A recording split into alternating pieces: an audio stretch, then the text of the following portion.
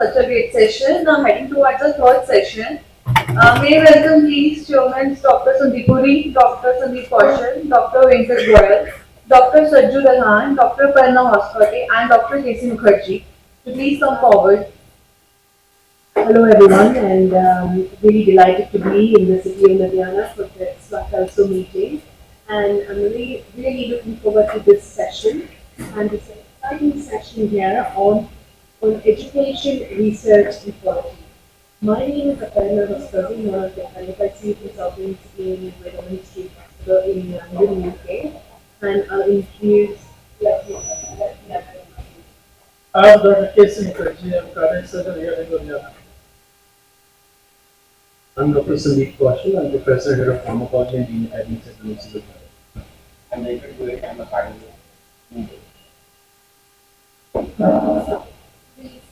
Without losing any more time, I'm going to invite Christine Slade to come over and give the talk. Now, Christine has been working as the Chief Executive Officer at the ELSO organization the last 12 years. And as you all know, that this ELSO organization is part of the hospitals and the physicians clinics industry, and it's located in Michigan, United States.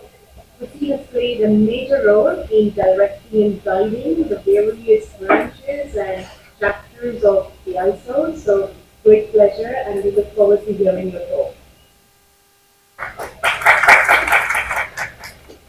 For the conference, for inviting me. It's a pleasure to be here. It's my first time in India, and I have to say it's an amazing country and an amazing opportunity to get to meet so many of you in person. I actually, this gives me way more credit than I deserve. I started as CEO of ELSO at the end of February, beginning of March of 2020, which was really good timing, or maybe not so much, depending on your point of view. So I've had the privilege of working with you all for the past few years now. I wanted to talk to you today, and I appreciate the opportunity to talk. Even in the earlier session, people were talking about what's the evidence to support this, or anything that we want to do. And one of the things that we offer at ELSO is, of course, a path to creating evidence through the ELSO registry. In our mission, which of course Dr. Bartlett founded ELSO in 1989, he was fairly prescient in creating this mission statement, which is providing global leadership in extracorporeal life support through innovation, advocacy, and advancing knowledge, which is where the ELSO registry comes in. Today, it is the largest and oldest ECMO registry in the world. We're not quite at 200,000 ECMO runs. I thought we would be by today, but I looked again this morning and we're still not quite there, but we're close. So it's an enormous wealth of knowledge, but it's really here for all of you, which is an important thing for you to just understand the wealth of knowledge that is here in this registry. It started in 1990. The earliest data is in here from 1990, and we made the ELSO registry. One of the things we learned during the pandemic was the importance of having the COVID-19 addendum to the ELSO registry be made live. Last year, we made the entire ELSO registry live, so you can see in real time how many cases are there. You have the opportunity to filter through the ELSO registry in real time and see how many cases are available to you of a certain category, whether it's adult pulmonary in a certain region. You can look and see how many are there for you to conduct your own research on, and that's a huge step forward, I think, for anyone in your shoes that really wants to help advance knowledge, establish what the evidence shows. It is a retrospective look. The research that we have available in here is retrospective, but it's enormously powerful. And we do a lot of work at ELSO to try to make this data higher quality, more secure, use it for quality benchmarking. I know my colleague Peter Ricketts will be talking about that in a minute here. But there's a lot of work we do to make sure this data is of the highest quality for you to actually advance knowledge, move things forward.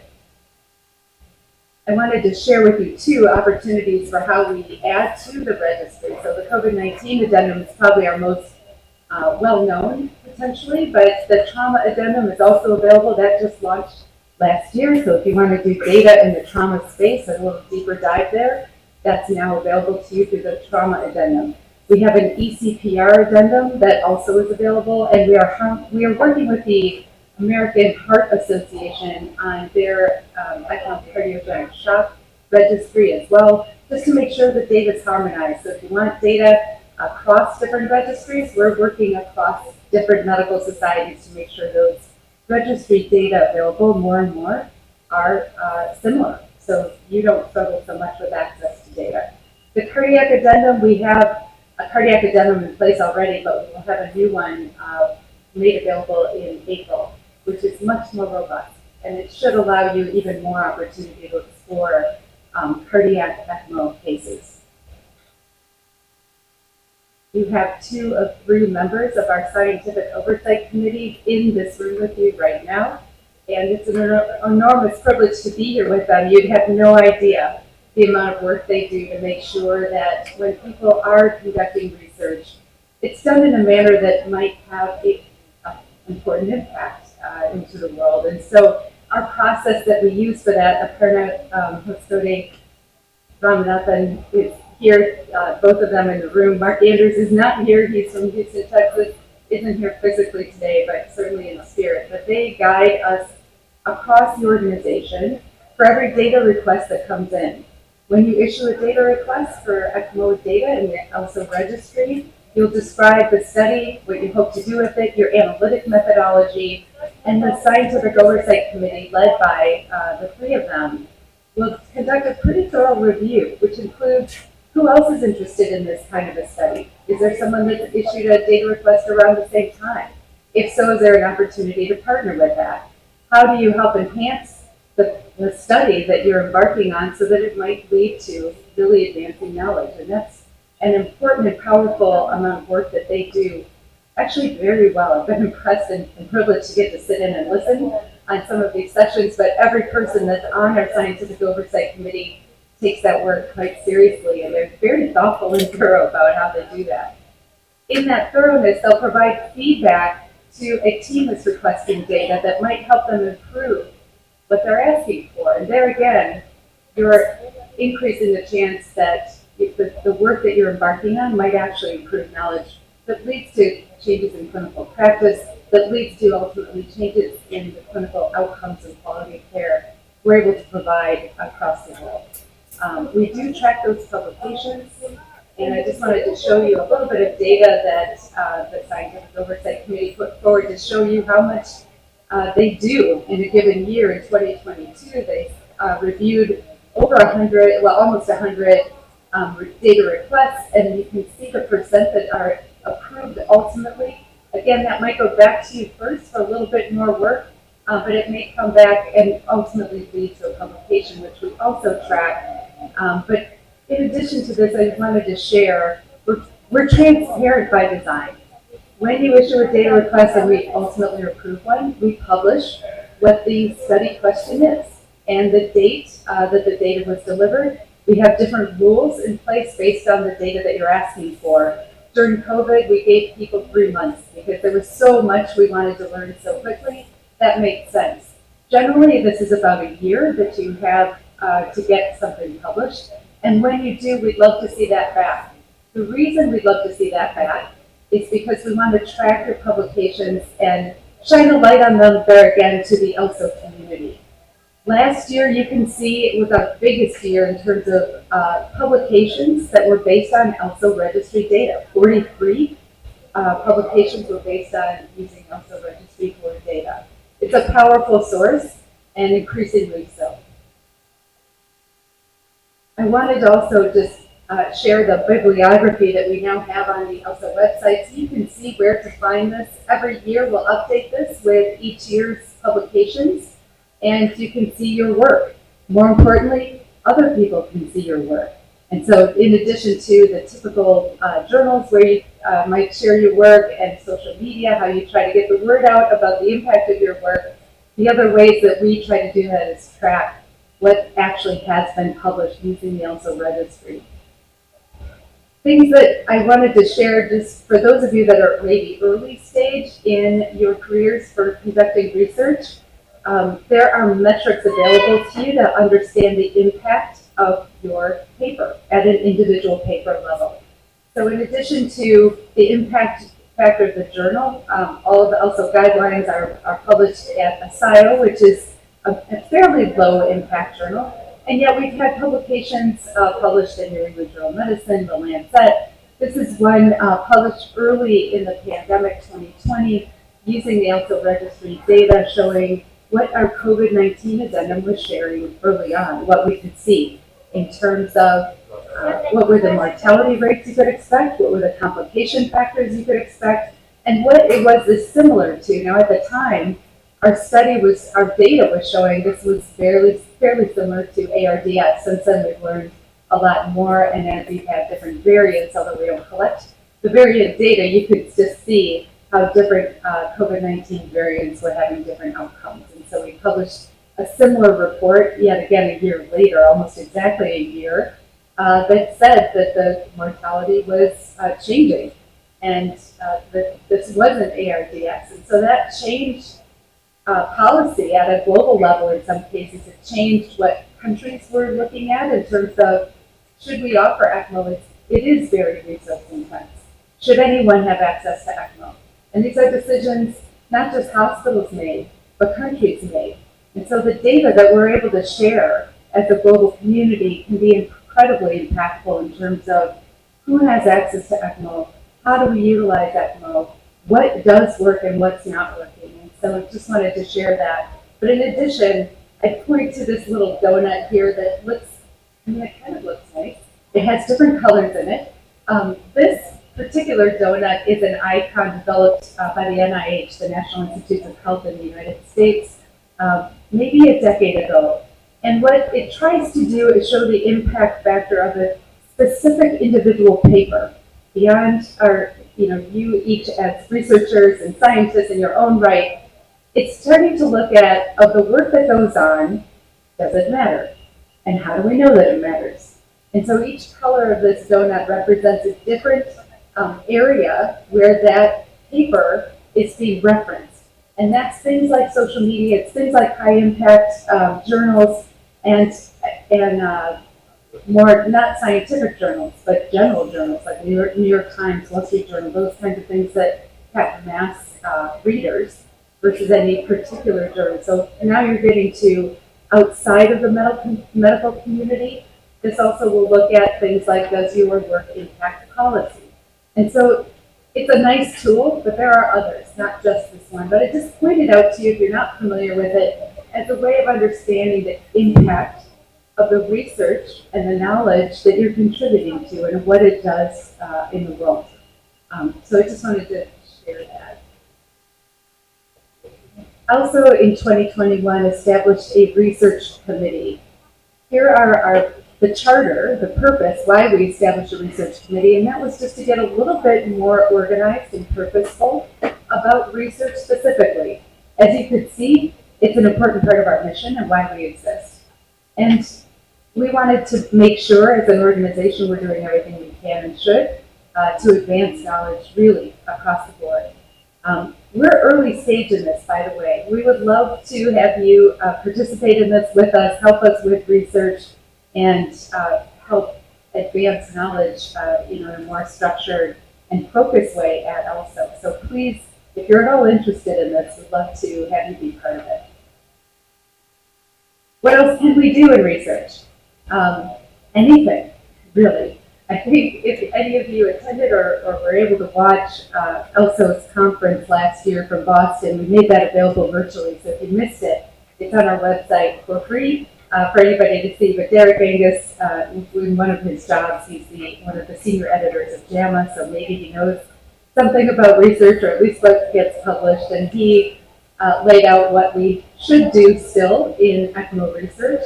There's a lot to do there, including a positive randomized controlled trial in at least the adult space that might show a positive outcome for ECMO. So he's sort of tossing the gauntlet down that we yet need to do this, and he's right, of course. Dr. Barlow would disagree, perhaps, but we'll see. And then prospective trials, we're getting ready to do that with the ELSO registry. So there again, we're working hard on making sure our data and infrastructure are there. So if you wanted to do prospective research, you could do that soon. Quality plays an incredibly important role about everything that we do in providing care to patients. There's opportunity there to look at process, data, outcomes, and conduct some research there so that we know beyond case series, beyond single center studies, what matters, what impacts clinical care.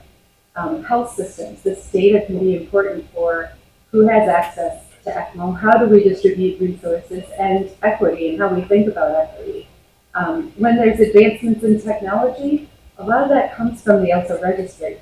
We've been using the ELSO registry data to get devices approved in different countries. We work very closely with the FDA in the US, but other countries as well. And so that's another important source for data that impacts for anyone in here that's a clinician, what tools do you have that are available at the bedside and how good are they? So this is a path to make them better. And then anticoagulation strategies is another important topic coming up, but really anything that you want to do that you have a question about, if there isn't a good publication already, that's an opportunity for you. So thank you so much for the opportunity to talk with you all today about research, but especially research using the ELSO. Thank you so much, Christine. That was a wonderful talk. Thank you. Anyone who has a question for Christine?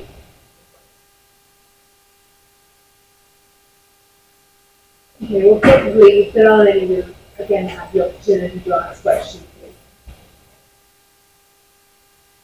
Dear friends, the proud privilege to be my great friend, Peter, whom I know since I am some contact with them for weekend. And here, and I mostly support the entire ELSO organization to see any problem ahead. Thank you, Peter, very much. Apart from this, I think that executive director for extra support for the ELSO organization and our the great structure in more than 90 communities. To see the secret data and our and our project managers and their communities. We have got good express our data. I need an benefit to the department and also I have data on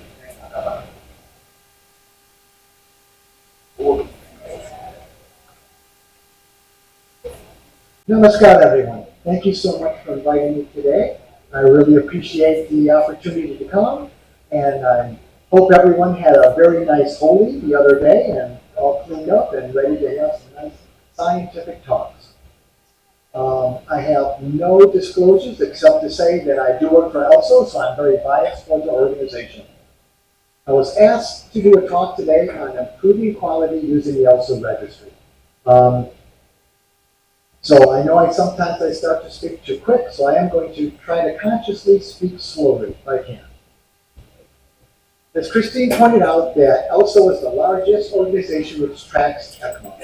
We have over 750 ECMO centers worldwide from over 66 countries and approximately 1,900 individual members around the world.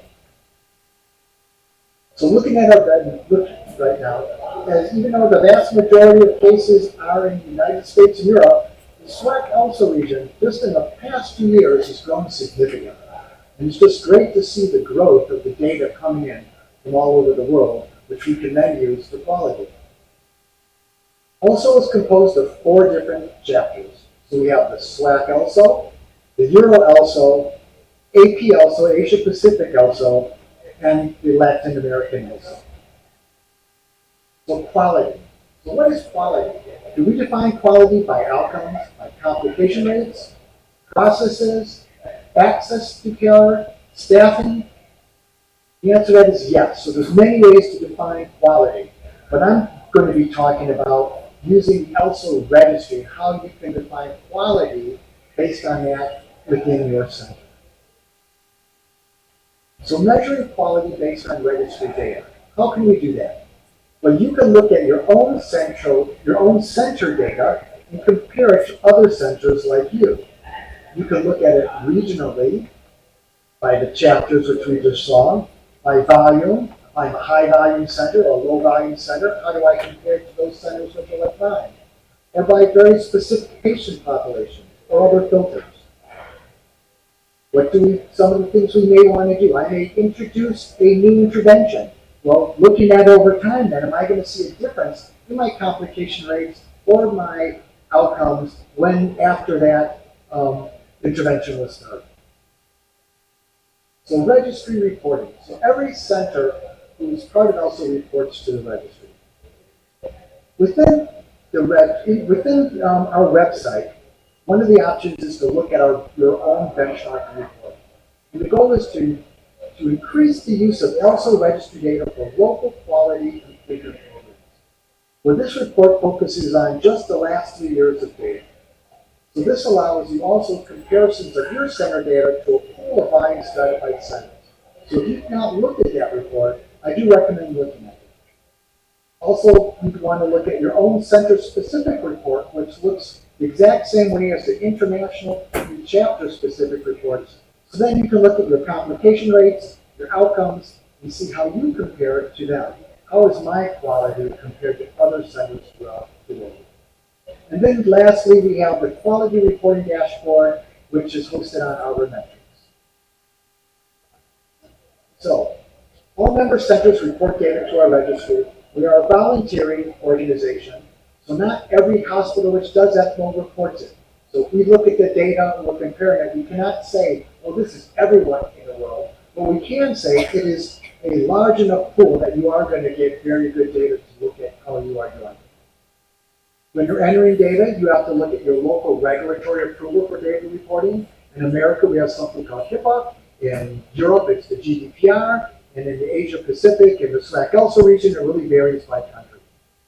There's 2 different main methods for people to enter your data. One is an online through the data entry system, and the other is XML input. We have a very standardized reporting structure and variable definitions and unique registry codes. So if you go to our website and we go to look under the registry, you can see every variable and how it's defined. So, looking at from our last international summary, you can see from the beginning of around the year 2000, the growth in ECMO and the number of centers reporting to ELSO has grown significantly. This is the first graph you'll see in the international summary or in the chapter-specific summaries. So this is all data reported. So if I'm an adult center who's looking at our cardiac cases, I can see that everyone from the beginning gets around 45% survival rate. How am I center doing? Am I doing better than that, or am I doing worse than that? And then you can also look at the different various adult peds and neonates. But this graph here is showing you data from the very beginning. Most likely, you want to be looking at the last 5 years of data, or the last 3 years of data, because technology has greatly changed recently, as well as staffing and other information, educational information. So looking at recent data is going to give you a better idea of how your center is doing compared to everyone else.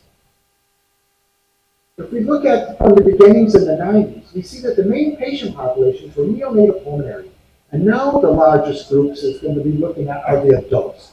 So when you're looking at our data, either through the registry reports or through the quality dashboard, you're going to want to look at the patient population which most represents what you are doing. We talked about center volumes. So if you're a hospital, you want to know, like, boy, am I a high volume center or a low volume center? What does that really mean? But if you look here for this graph, it kind of shows you. So like in SLAC-ELSO, we can see the meetings around almost 20 cases, but the 90th percentile brings you up to 80. And if you look at all of the chapters, we can see the mean is around 25, 30 cases. So this gives you an idea of like what type of a center am I? Am I high volume or low volume? The next set of slides I'm going to be showing you can be found on the ELSO website in the quality dashboard. So this is our quality assurance dashboard, which is hosted on Arbor Metrics. So this graph we're looking at here is our mortality rates by ECMO-1. So on the left-hand side, you can see some different types of filters you can apply. And if we're looking at over here, we can look at your center compared to all of ELSO. We can look at that over time. And then you get a nice scatter plot where you can see how your center compares to everyone else.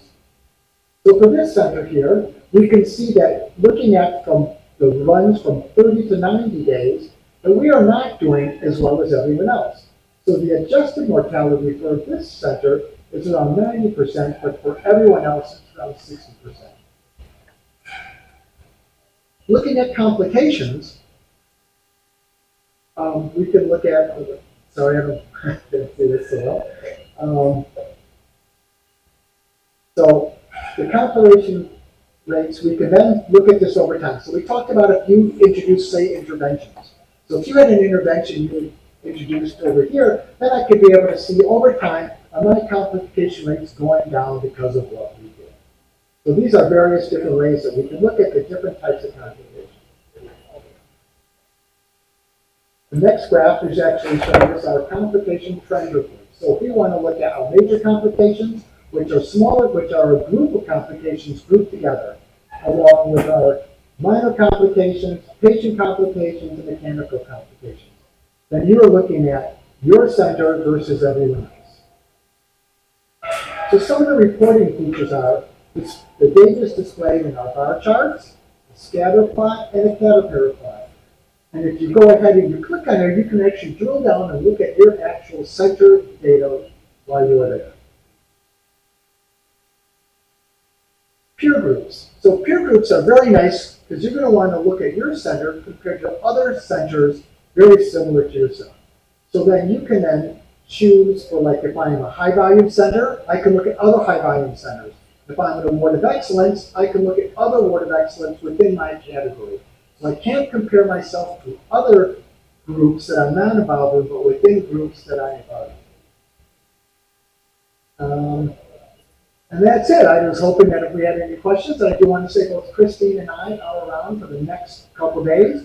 And we hope that you do come up and talk to us and introduce yourselves and let us answer any questions. And we also want to say that we're just so excited for so many young people here, that are students as well as people who have been doing ECMO for years. And so this is a great opportunity for all of you to come up to the faculty and ask your questions, and hopefully we can add some them for you. Thank you.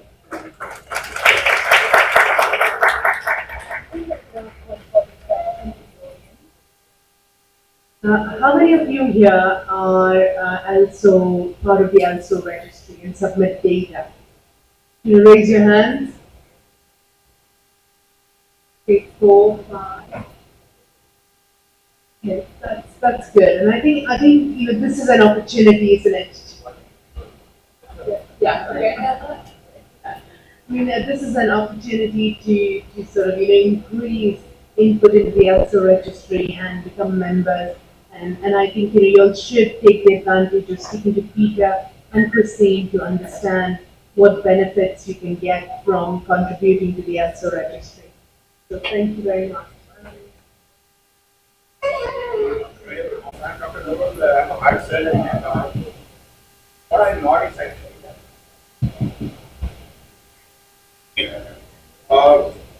still in India, a lot of centers, a lot of hospitals, doctors are not aware of ALSO. They are not taking the opportunity to use the beneficiaries of ALSO. Very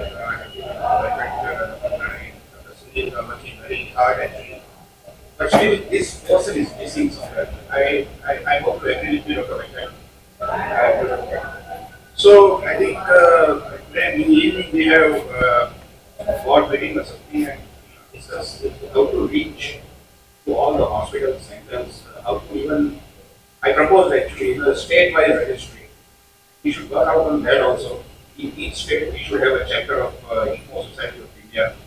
And if I think that opportunity, we can even more and more hospitals and doctors to participate in ALSO. So I think evening you guys must discuss this point also, please. I think that's a very good suggestion. I'm sure Christine and Peter, you would take that up. Along with the SOI, yeah. Thank you very much for that comment. We should go to the next. Yeah, next speaker is Professor of Cardiology, DMCA, and Hero Heart Institute. There are a lot of firsts to his credit. I think we can, sometimes we can omit this. Yeah, but most important thing, he has done a lot of work during COVID days, and he is known for that. Yeah, Please. thank you. I think it's good that if this happens in the end. I know that's, so basically I'm just sharing our journey in our institute, that how this happened. And it is not typically scientific approach to progress into the ECMO program in DMT. There were incidents, there were accidents, there were coincidents. And then this, how this ECMO started. So I just wanted to share with you this story, nothing scientific in this. This machine, I was just talking to Dr. Wonder sitting there. In 2010, we got that. And it was because of some package deal. We were upgrading our OT, and they said that you should have this and this pump, and probably you can start ECMO. And this was in 2010 at that time. And after that, Dr. Vivek showed some interest in learning ECMO, and he went in a couple of places to learn that. But till 2012, nothing happened. This machine was lying like that in 2 years. 2012, I had opportunity to visit USC in LA, and I met Dr. Anil Mehra, and then there was an editor. Sorry, I forgot his name. He was editor of pharmacology. We were discussing ECMO there. They were doing some ECMO on a patient who was ECMO-assisted angioplasty at that time, long back. So I was on my travel visit, so I spoke to them about aluminum phosphide poisoning. And since I published my first paper in 1995 about alphos and magnesium, because it's one of the commonest things our young lives were going, we were losing those lives. We were virtually doing mouth-to-mouth breathing in the 90s during my house days, because nothing was happening. We knew that alphos, hypertension, myocarditis, bradyarrhythmia, and death. And we were passed through that thing, and I shared with them, since they were doing, can this machine help? We discussed during the lunchtime, and they said, yes, you can try that. And after coming back, we analyzed our data, we sat together, and we found that in our last 100 patients who were having 100% mortality, so we chosen those patients, they came out to be 3 criteria: ejection fraction less than 30, pH around 7, and 3 inotropes, and still not maintaining KP, and patient conscious. So we thought these are the patients who never survive. So let us try this ECMO at that time. Sitting in the periphery, I know that there was a lot of advancement world over, but we were talking about our own home in a very small center. And we thought that we will start that, and we took some ethical clearance and other things, and we spoke to our teachers from All India Institute and a couple of other things, should we start? And everybody said yes. And the cost was not an issue, because at that time when we said that it's important, our management said, you go ahead, you use this, and let's see what happens. So 2013 May, this is a month where we get a lot of alphos poisoning, because it is a wheat, during wheat they keep the wheat and they put sulfose tablets to prevent from rats, and that is the time when we get most of the patients of suicidal poisoning in northern India. It's very common, it is the commonest cause. So 36-year-old farmer by occupation, he took to typical history of alphos. I'm not going into detail, you can see that.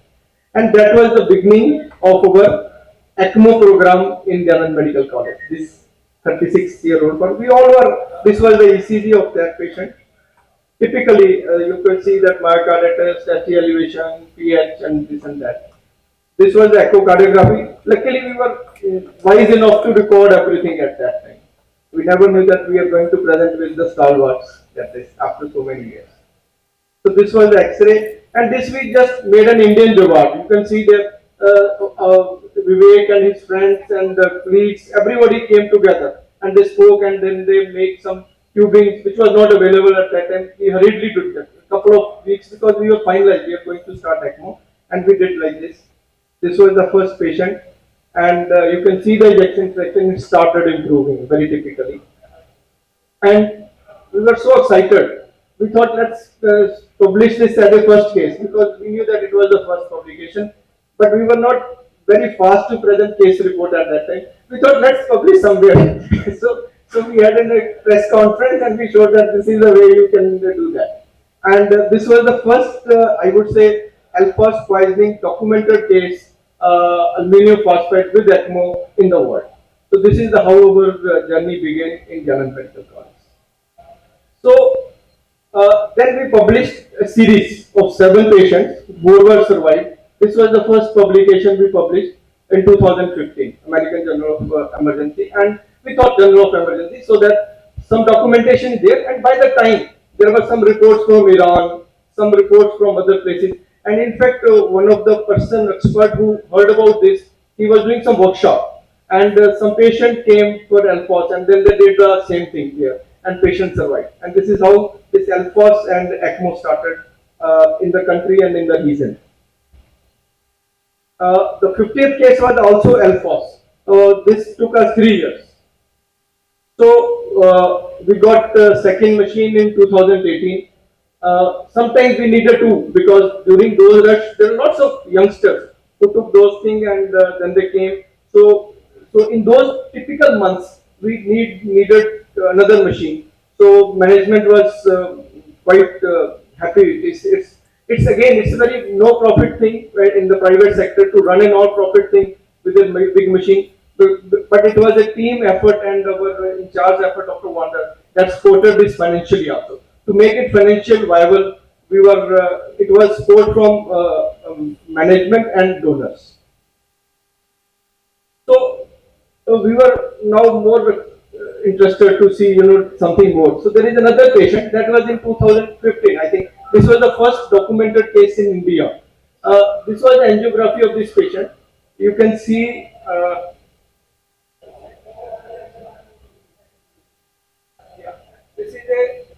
This is a left main.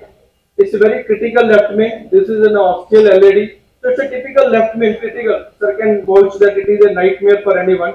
And by the time we asked the surgeon to take over this patient, the patient crashed in the ICU 1. Dr. Wander, we were there. Everyone was there. It was early in the morning. It was 10 o'clock. So we were resuscitating him. Then we thought, let's do, because the surgeons were occupied at that time. We did a CPR on him. We resuscitated. We put an ECMO on him. And when they took this patient to the cath lab with this rhythm, whatever we could get. And we were able to achieve good flow with the ECMO assisted PCI. Left main to sir can be ballooned already at that time. We wanted to rescue that patient, and the patient was okay, and he was quite thankful, and we were sending him home, luckily. So this was the first case from our region, I would say, in the country, where we did this ECMO sister, but it is all teamwork, you can say. I was saying that it was incidents, coincidence, and accident. So this is how it progressed. So then this post-COVID patients in 2020, we had 2 machines, and we did a lot of ECMO in northern India, apart from our senior brothers, PGH Chandigarh, because they helped us a lot during the COVID, and they supported us. Dr. Bhalla is sitting there. Thank you, sir. So they gave us a lot of confidence. Yes, you can do that, these things. And then we started doing a lot of cases in COVID ARDS and many survivors. So we published this data of first 50 cases. This is well cited.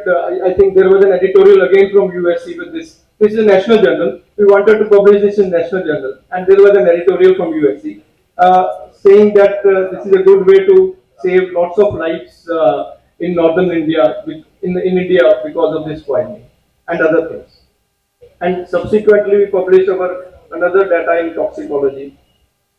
So, with this establishment of ECMO unit, with the help of surgeons and our intensivist and the other team, because there is a lot of hard work by, especially about the technicians. We forget about the tech guys, because they know the maximum. ये patient बचेगा कि नहीं, मतलब whether this patient will be live or dead. So we got to the sister after, तुम्हें क्या लगता है, how you feel that will he come out? So we could see that this QRS is coming down, it's getting narrow, this output is coming, so this patient is coming back. And now we know that there are many predictors we can predict, and we have published that also.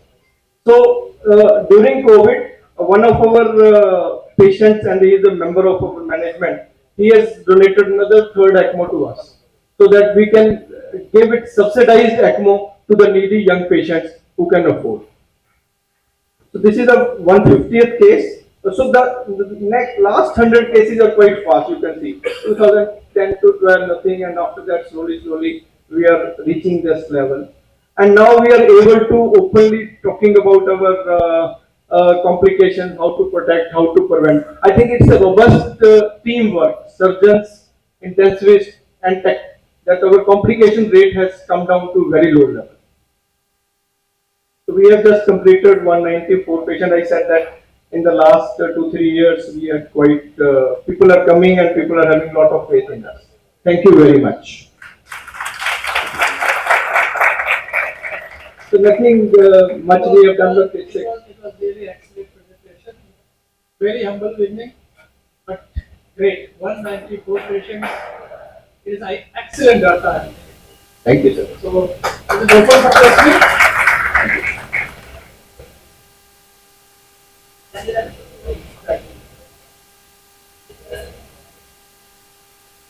It is in northern India drop. So it is very common in north, but it is maximum in Punjab, Haryana. Rohtak. Rohtak is another center which gets the maximum data of LFOS. And after that it is PGI, Chandigarh, which got the maximum data. And now that is. Do you support patients elsewhere as well, outside of Ludhiana? We did one on telephone. I tell you, if you have a minute, I can. Somebody after this Times of India report, it travels fast. Somebody from Surat called me in the morning. "Idi, humne aapka number," and I'm not master of ECMO, the Vivek and other team is doing. I'm just a coordinating and gave that idea. So he called that this patient had Alphos poisoning, and resident called me in Surat that we read your name and we were googling at that time, and you find that. So I said that, okay, this patient don't do anything, put inodrops, shift to Bombay. And then I think it was with Dr. Venkat, I don't remember that. We gave that number, and that patient survived. He was a son of Diamond Merchant. He offered us a free ride from Surat to Ludhiana to come by, air and all that. But Dr. Vivek is giving lot of support, technical support to the other states so that it can go faster. Thank you. Thank you. That's really heartening to know. Thank you. Okay, so we move on to the next section of this chair for the ELSO Scientific Oversight Committee, and we have been working together on this now nearly for a year. Nam is from Singapore, and as you can see there, he's from the National University of University Hospital in Singapore. He's multiple areas of interest and has got several publications to his credit. He's the director of the ICU Fellowship Program in Singapore and an associate professor as well in the National University of Singapore. So I request him to take the stage and tell us all about simulation and education on ECMO. Thank you. Thanks, Aparna, for that introduction. At the outset, it's really great being here in India for this SWAC and so conference. I thank the organizers for inviting me. You clearly heard the three speakers before me. The first two focused on research and quality in an ECMO program, and the third speaker was alluding to how you set up an ECMO program. Now I'm going to talk about the fourth aspect that's very important in maintaining an ECMO program, ECMO education. This is one area where, as an organization also has tried to streamline it, the way education is imparted. And I'll take you through one important component of this particular streamlining as to how you teach various aspects of ECMO management using simulation. Now, we all agree that ECMO patients are complex by virtue of their pathology, physiology, as well as the machines you use. Clearly, you use a lot of resources, and hence, the whole process becomes very complex.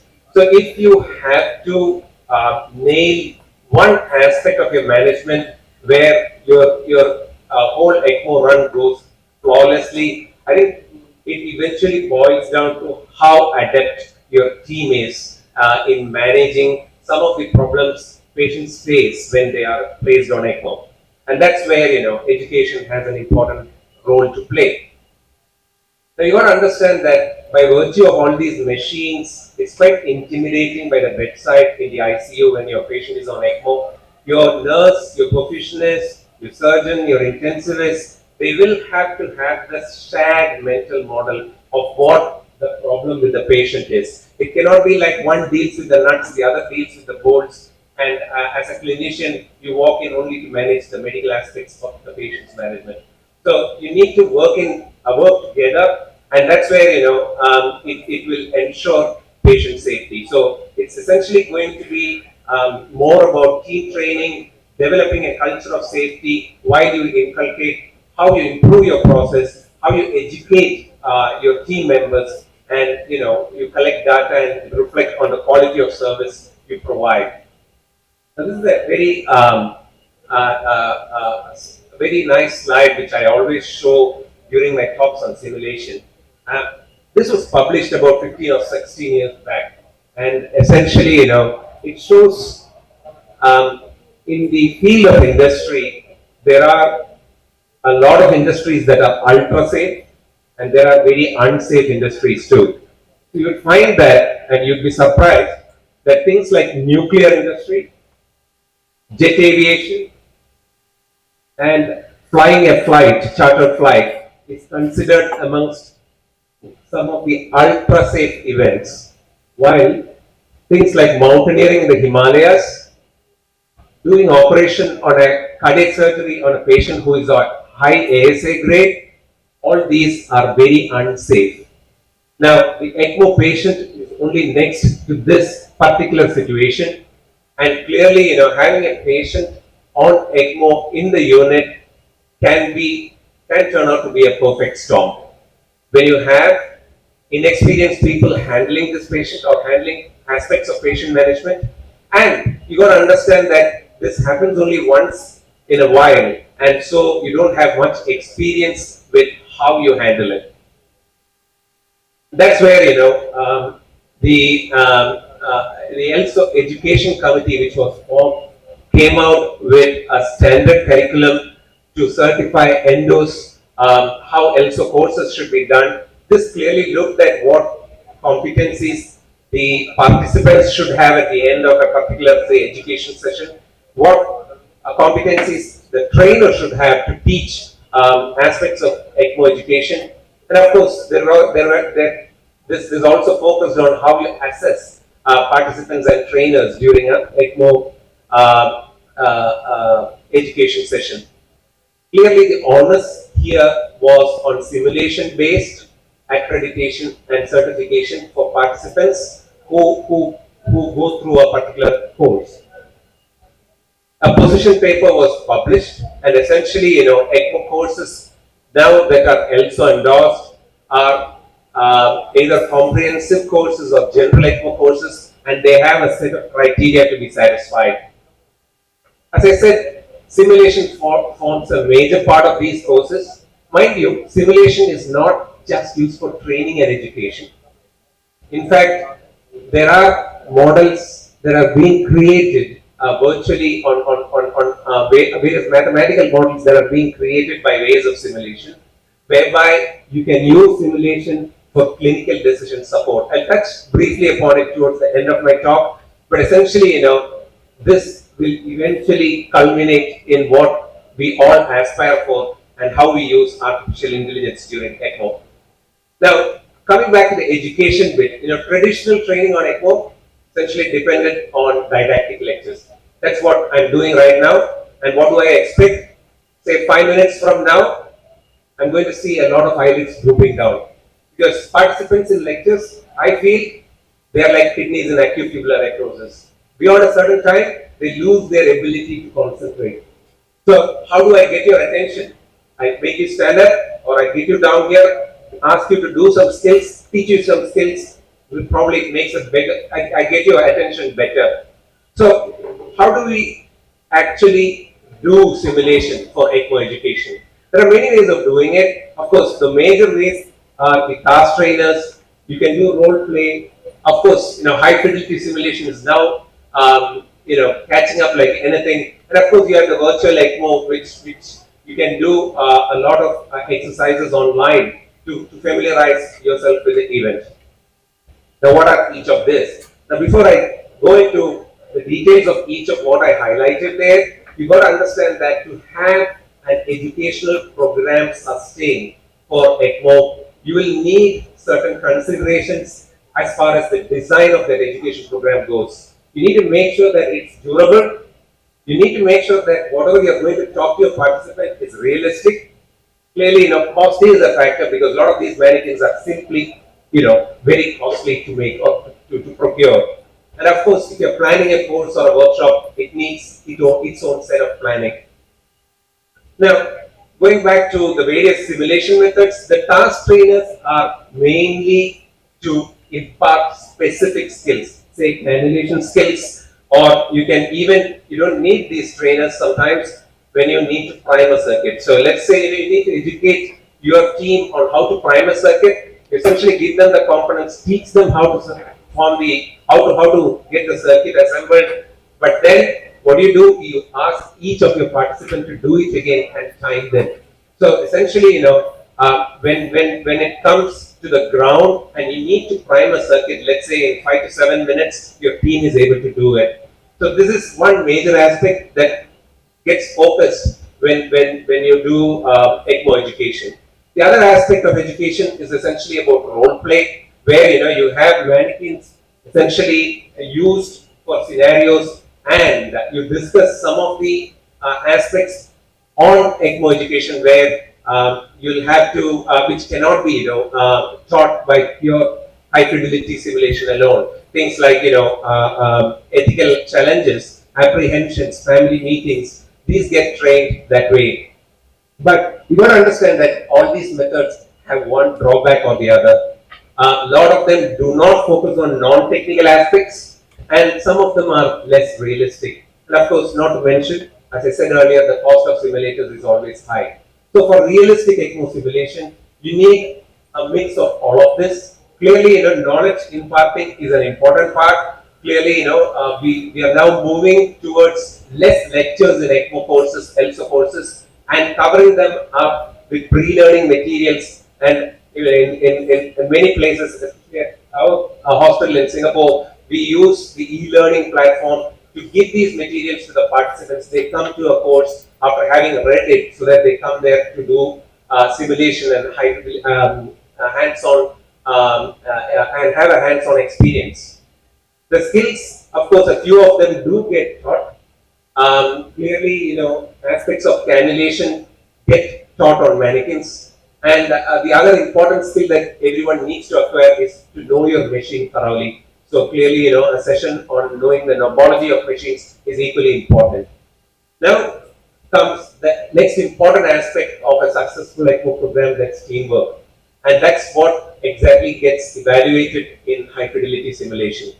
So usually, you identify troubleshooting exercises, and then you figure out if you can get to work as a team. And these are ad hoc teams that are usually formed. Mind you, in your hospital, when you have a team that manages an emergency, it's not ad hoc. You know the team very well, but in a course-like scenario, you form ad hoc teams whereby you try to evaluate how they perform. So this is one of those simulation sessions where the team is looking at essentially how you manage air embolism. So I give them the scenario, and all of a sudden, as and when air gets into the circuit, there is initial panic. Okay, but what the team does very nicely here, you'll soon see that a few of them get to the head end managing the patient, making sure that someone is focusing on the patient primarily, and the rest of the team now starts discussing, deliberating on how you offset this particular air in the circuit. Not just that, towards the end of the scenario, they would even go looking for the source of air, which again is going to be important because it's not enough that they restore the circulation here on the circuit. They also need to figure out there is any source so that this doesn't happen again. So again, these aspects get taught, and when they finish this particular scenario, they get debriefed on how they have done and what, they have learned from these sessions. So the technical aspects clearly, it involves most of the ECMO team members. The crisis, you need to understand all these scenarios arise from either circuit related problems, patient related problems. You can have logistic problems or even personnel related problems, which can be, simulated. Usual ECMO crisis, when the crisis usually we have a team of 4 to 5 members, one scenario, and usually, I take them through a full ECMO run with crisis at every other point, and there is debriefing of each crisis so that they understand the concept better. So this is one of those simulations where a patient gets transported out to the CT scan on VV ECMO, and essentially en route to the CT scanner, they get a VF cardiac arrest. So how do you manage that, and what do you do thereafter? So essentially, these gets discussed, and it's always good to see when people come out with various ideas, when you're put on a spot, and we all have our ways of escaping situations. It's not just limited to basic things like transfer. We also incorporate advanced troubleshooting. Say this patient who has a dilated LV and whose aortic valve is not opening. Essentially, you will get to see massive hemoptysis from the mannequin, which is a visual clue to the participant to act. And clearly, it's, as I said, most of the learning happens during this period of debriefing. It's not enough that you debrief only the participants. At the end of the day, you need to debrief your team members who are involved in the simulation session too. Of course, assessment is part and parcel of this. Unless and until you assess, it's more not a yardstick of participant assessment. It's more a yardstick of the quality of education you are imparting. It's essentially a reflection of how well you have taught and how well the participants have understood. There are two important factors here when you do this. Essentially, we have standardized assessment. We have developed standardized assessment, and looking at it very closely, you will find that it's not just the gap in knowledge that gets rectified. The improvement is more in the technical skills, and you'll also get to see that non-physicians are benefited far better from these courses and assessments when they do it by the bedside. So moving on to virtual ECMO, just 2 more slides and I'll stop. Of course, as I said, all these things which can be done by the bedside using high fidelity mannequin can also be replicated, say online using virtual ECMO. Not much of realism around, but you still understand your problem and work around it. But what this has led to is to another aspect where ECMO simulation can be used. So we are getting to see more and more simulation-based clinical decision support systems. So you enter patient-related data, and then you come out with PV loops of how your patient performs. Let's say in a scenario where a patient needs LV venting.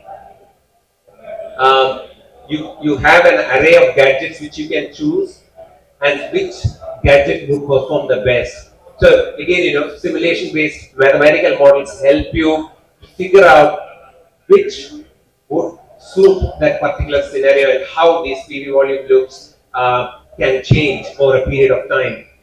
So essentially, we are getting to see how we use this in real-time practice too. So in summary, clearly you need a holistic model for continuous ECMO training.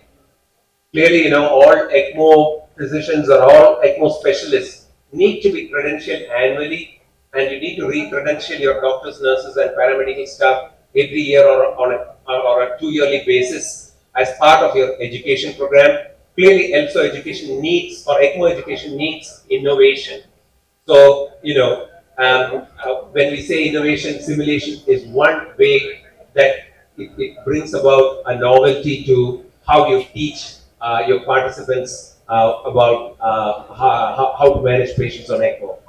And of course, all this should be accompanied by formal team reviews, periodical water drills, annual examinations, and of course, the team, as I said, it's more important that you talk to them regularly about all these educational sessions. You conduct them regularly, and they get benefits out of it. Thank you. Thank you very much, Ram. That was very comprehensive talk on simulation. And it's something which I look forward. I think it's going to be the way we're going to have education on ECMO. So thank you so much. Any questions for Ram? If not, I'll move on to the next speaker. Good morning, everybody. It's my proud privilege to introduce Professor Gurpreet Wanda, who is one of the renowned cardiologists of the country, and I also have a proud privilege to be a student. He is Professor of Cardiology at Dhyanand Medical College and Hospital of Dhyana. He is also the Vice Principal. He is Director of Physicians Research Foundation and has published nearly 250 papers in Lancet Nature Genetics. He is the President of Association of Physicians of India for 2016 and 17, and also has been President of Hypertension Society of India for the year 2012 and 13. He is one of the prominent physicians who also was awarded Dr. B.C. Roy National Award for the year 2006. He has edited 15 books on medicine and cardiology, and he is also the member of National Ethics Committee of MCI for the year 2019-21. It's very apt that after Dr. Ram, he is talking about the need for post-graduation course in ECMO. Professor Wanda, please. Thank you. Great pleasure to have so many ECMO specialists and so many people who are interested in the field of ECMO in this institution. Bishop dwelled upon our journey in terms of ECMO, how we have been moving forward. I have a disclosure to make here that my contribution to ECMO is only in one form, that I did not discourage the process of progress of ECMO program in our institution. And to that extent, I am the most ineligible person to speak on this topic. But for the simple reason that I have been a teacher for 30 years, I thought Vivek thought of suggesting to me as to how a post-graduation course on ECMO can be planned today. I believe that there must be courses. Dr. Venkat was here a couple of years back with us, and we at that time conducted a workshop. I'm sure the ECMO Society of India has a registry. We just now actually learned from the ELSO experts how they have devised this particular program, what are the components. So I don't think I can dwell upon these, how an ECMO center is chosen, since you people are actually very well aware of how education in terms of ECMO is concerned. But as Ram was showing, the present actually method of teaching of ECMO from the ELSO essentially makes you know about it. You need to acquire knowledge, and this is how the first stage of acquisition of the basic knowledge of ECMO, and then one has to recognize how to apply it. It's not just the theoretical knowledge. The simulation lab that Ram just spoke about, one has to show how to use it in terms of application for our patients. And then obviously whatever we do and whatever we learn and try to educate each other, the ultimate purpose is actually to discharge our services to the benefit of the patient. And this is how the delivering care in the clinical realm. And one does recognize that delivering care in clinical realm is very different from simulation labs. But once you are mentally prepared from these simulation labs, and all these factors are involved actually, the ethics of ECMO, one does realize that we have cardiac surgeons, cardiologists, anesthetists, intensivists, people coming from various fields actually to learn ECMO, to then impart this service to one of the most difficult forms of treatment to patients. And so personnel are very important. As Bishop said, equipment that you have and the other facilities, the systems, we have realized blood banking is a very important service. So in that sense, interprofessional education, interprofessional relationships are so very important to have patient safety, our own safety, and to impart the quality of care that we want in terms of maximum benefits. We are all adults, and learning in adults is obviously very different from learning that we go through in our school period. So here the focus is actually learner centered, because we have all come from different fields. and someone is at one stage of learning, another person is at a different stage of learning. And as Ram said, if initially people have actually access to information, they can go through that information and then come maybe focus to the area of their, someone is doing pediatric ECMO more, someone else is doing adult ECMO, we are using more in toxicology, another center is using in patients with complex cardiac disorders. So it's basically actually learner centered. Obviously, the needs of different learners will be different, and any program will obviously need to be tailored to them.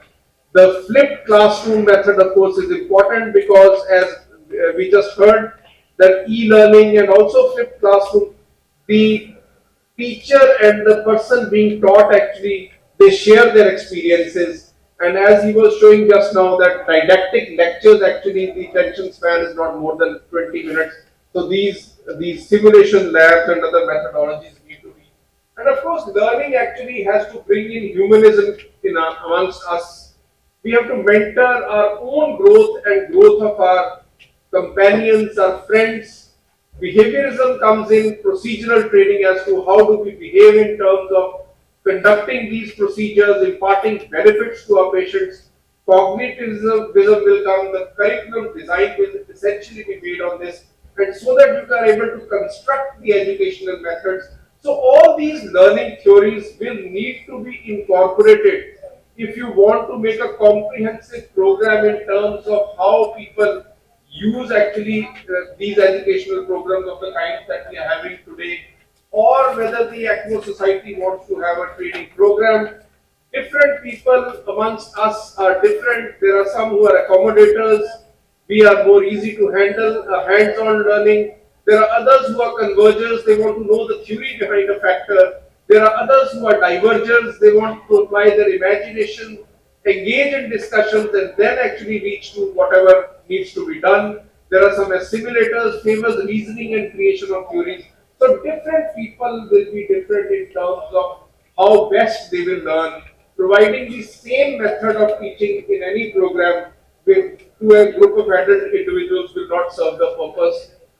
Besides this, actually, some are visual learners, some are auditory learners, some are people who learn by doing things, and a comprehensive kind of a method in which we teach, we show them what has happened, we have case-based discussions, we have crisis management, and we also have actually these simulation labs so that we can do. And so if you have to look at actually how these humanist method, this will facilitate learners' development as a person. And it will involve a long-term monitoring. Behaviors will provide specific timely feedback to an individual so that the desirable behaviors can be encouraged and the undesirable actions that an individual indulges in can be discouraged, so that ultimately the technical skills that an individual has in terms of your circuitry, in terms of your cannulation, decannulation, how long to do it, it will actually, your behavior will change. Cognitivism actually structuring learning content in an organized manner.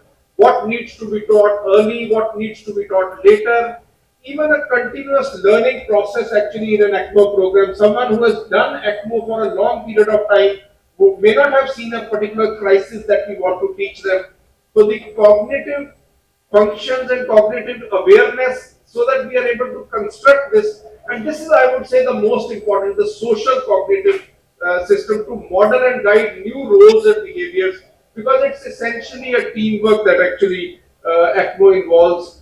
So the curriculum designing could be actually identify the problem that we have, conduct need assessments, goals and objectives that we need to have, educational methods as we just discussed, then implement, and then as he was credentialing, assessment, all this will come up in this.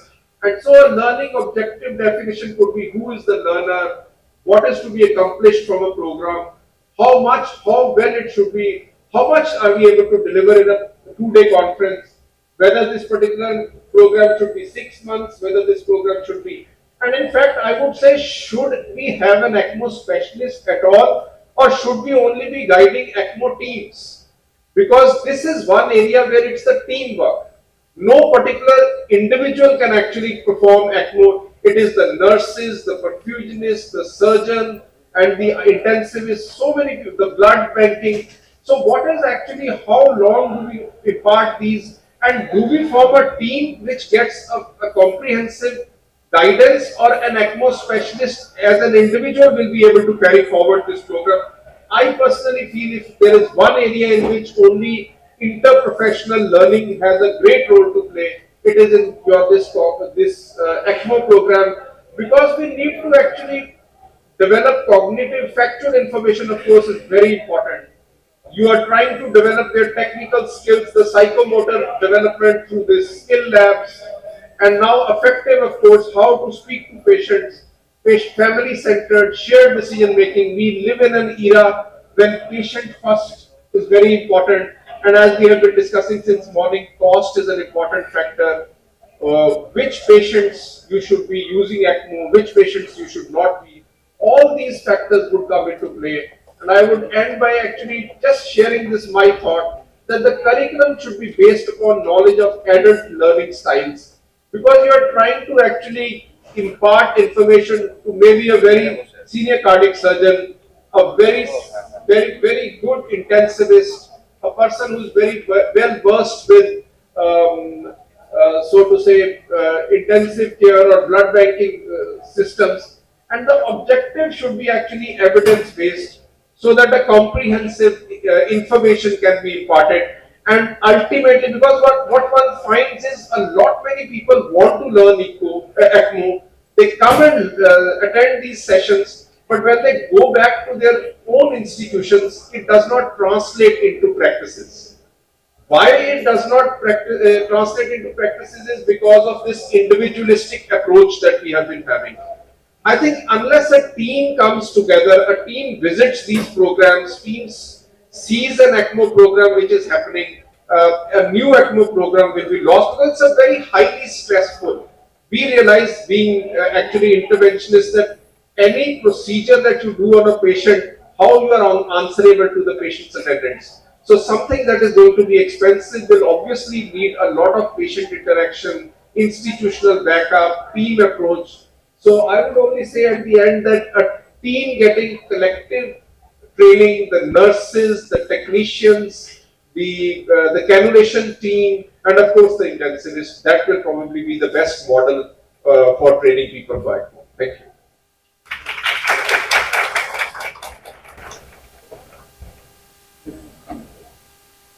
Thank you so much. I think that was a wonderful talk, and I really learned a lot about, as styling, education, and adult learning theories. I think that was very good. I do also believe that team learning is probably the best way to go forward. So thank you for that excellent talk, and I think with that we will end this session, because we're running short of time and we're late already. So thank you everyone. Thank you.